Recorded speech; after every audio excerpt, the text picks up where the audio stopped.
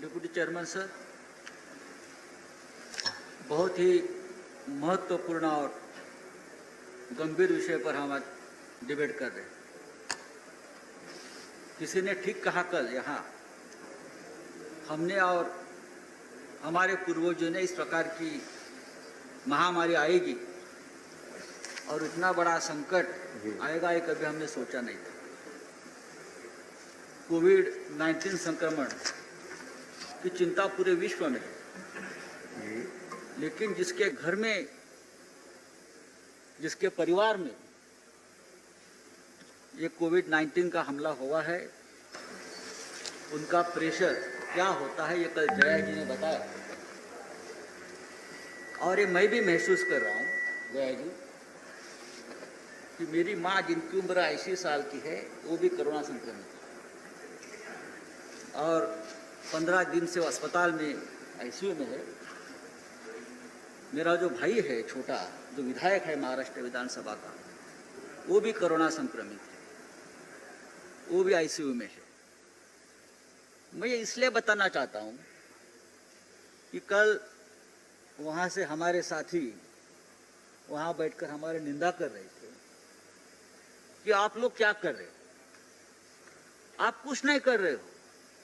लेकिन हम लोग जो लोक प्रतिनिधि है, जो राजनीतिक कार्य करता है, हमको लोगों में जाना पड़ता है, लोगों से मिलना पड़ता है, लोगों की मदद करनी पड़ती है जाकर।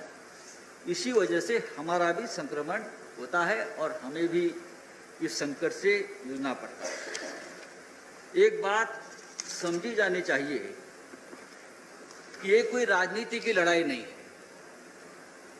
अपनी और दूसरों की जिंदगी बचाने की लड़ाई है और इससे हर व्यक्ति को अपना योगदान देना है, तभी देश की तबीयत खुशनुमा रहेगी।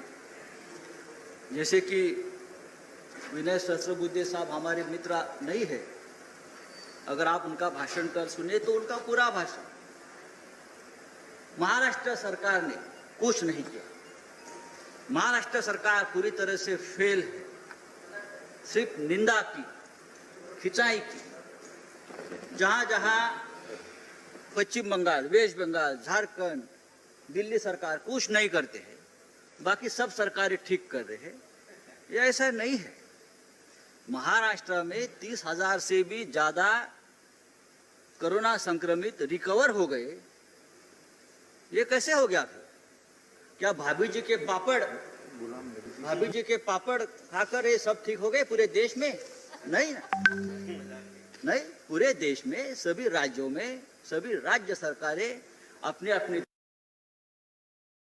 तरफ से, और हमने पहले दिन कहा था कि ये जो लड़ाई है ये हम प्रधानमंत्री मोदी जी के नेतृत्व में ही लड़ेंगे और लड़ रहे हैं। देश के नेता है, इतना बड़ा संकट है तो लड़ाई प्रधानमंत्री जी के ही नेतृत्व में लड़नी चाहिए। और हमने पूरा प्रोटोकॉल जो फॉलो किया है प्रधानमंत्री जी के निर्देश से फॉलो किया हमारी महाराष्ट्र सरकार ने। मैं पूछना, हमारे प्रकाश जावड़ेकर जी बैठे, उनको पूछे, प्रधानमंत्री जी ने तो उनकी खास महाराष्ट्र में पूरा जो कोऑर्डिनेशन है पूरे जिले का वो करने के लिए प्रकाश जावड़ेकर साहब को वहाँ अपॉइंट किया है और उनका राज्य सरकार से और मुख्यमंत्री जी से ठीक तरह से कोऑर्डिनेशन चल रहा है। महाराष्ट्र सरकार ने मुंबई, ठाणे, पुणे जैसे बड़ी शहरों में नहीं तो जिला स्तर पर जंबो कोविड सेंटर बनाए और लोगों की सेवा में लगे। सबसे ज्यादा चिंता महाराष्ट्र और विश्व देश को हमारे यहाँ धारावी की थी। धारावी जो सबसे बड़ा एशिया का जो झुग्गी झोपड़ी का जो एक इलाका है कि वहाँ क्या होगा, वहाँ अगर कोरोना वायरस घुस गया तो क्या होगा। और वहाँ जब कोरोना संक्रमण हुआ तो पूरा देश चिंता में आ गया था। लेकिन आज धारावी का संक्रमण पूरी तरह से नियंत्रण में है और वर्ल्ड हेल्थ ऑर्गेनाइजेशन ने उसके लिए हमारी पीठ थपथपाई है, बीएमसी की, WHO ने। दूसरा हमारा मुंबई का इलाका वरळी कोलीवाड़ा, वहाँ सबसे ज्यादा फिशरमैन कम्युनिटी रहती है, बहुत कंजेस्टेड एरिया है, वहाँ भी संक्रमण बढ़ा तो सब चिंता में आ गए। लेकिन वहाँ भी वहाँ के जो हमारे विधायक है और मंत्री जी है आदित्य ठाकरे जी ने पूरा आज वहाँ का संक्रमण खत्म किया। और हमारे हेल्थ मिनिस्टर साहब जो है हर्षवर्धन डॉक्टर साहब, उसने भी उसके लिए उनको शाबाशी दी है। तो मैं देखिए, आरोप लगाना ठीक है, लेकिन जो काम करते हैं उसकी देखिए। अगर मैंने ये कहा कि उत्तर प्रदेश में जो हमारे ही मैं मानता हूँ कि चेतन चौहान साहब देश के सबसे बड़े क्रिकेटर की मौत हो गई, उस बारे में मैं विधान परिषद वहाँ की एक नेता का भाषण सुन रहा था। वहाँ की जो अव्यवस्था है उनकी वजह से चेतन चौहान का मृत्यु हो गया, इस प्रकार का आरोप वहाँ लगाया है विधायक ने। तो लेकिन ये आरोप लगाने का वक्त नहीं है। दूसरी बात है कि कल एक वहाँ से आरोप लगाया गया कि महाराष्ट्र में 5000 हेल्थ वर्कर की रिक्रूटमेंट नहीं हो गई, डॉक्टर की रिक्रूटमेंट नहीं हो गई। एक समझना चाहिए, हमारी सरकार आकर 6 या 7 महीने, 5 साल से तो उसके पहले किसकी सरकार थी? हमारी ही देवेंद्र जी की सरकार थी। तो पिछले वाले 5 साल में ये 5000 डॉक्टरों की रिक्रूटमेंट अगर आप करते तो आज बहुत बड़ा इंफ्रास्ट्रक्चर खड़ा होता। तो ये बात भी समझनी चाहिए। एक दूसरे के ऊपर आपने और हमने किसी के ऊपर आरोप प्रत्यारोप नहीं करना चाहिए। आपने हिसाब किताब की बात की है। मुझे मालूम है कि अभी केंद्र सरकार ने 1 सितंबर से पूरा मेडिकल इक्विपमेंट की मदद करना बंद कर दी है। उसमें पीपी किट, मास्क, वेंटिलेटर, उसके वजह से महाराष्ट्र सरकार को 3 से 50 करोड़ का ज़्यादा अब बोझ आने वाला है। तो पीएम केयर फंड जो आपने बनाया है उसमें हजारों करोड़ रुपए सीएसआर फंड से जमा किए हैं, वो किसके लिए है? वो भी सभी राज्यों के लिए है, वो आपको देना पड़ेगा। दूसरी बात है, हमारा जीएसटी का बकाया जो है वो तो दीजिए, उससे हम आगे का काम चला देंगे। अगर आप चाहते हैं कि आप राज्य सरकार अपना कोविड की लड़ाई अपने आप लड़े, तो आपके पास जो हमारा बकाया पड़ा है वो आप दीजिए। सभी राज्यों की बात मैं करता हूँ।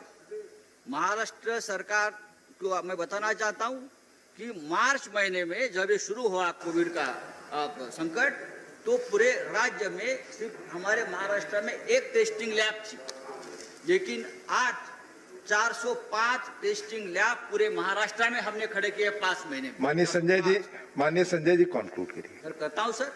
तो बात ऐसी है सर कि मास्क तो लगाऊंगा मैं, केंद्र सरकार ने देना बंद कर दिया है, इसलिए अच्छा किया आपने, चेयरमैन साहब ने अभी बता करके हम सबको आग्रह किया था। बात ऐसी है कि केंद्र सरकार के 7 मंत्री संक्रमित हुए हैं, तो यह किसी के ऊपर नहीं है कि आप कौन से राज्य से आते हो।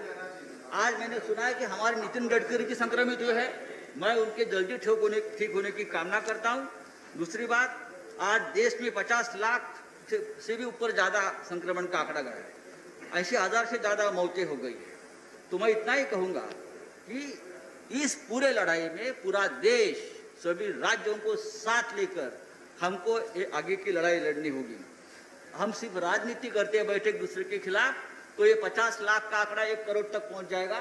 तो मैं आप इस सदन के माध्यम से मैं सबको, सभी राजनीतिक दलों को, सभी सरकारों को विनती करता हूं, अब ये जब तक आखिरी कोविड पेशेंट ठीक नहीं होता तब तक हम एक दूसरे के साथ कंधा से कंधा मिलाकर काम करेंगे। धन्यवाद संजय जी।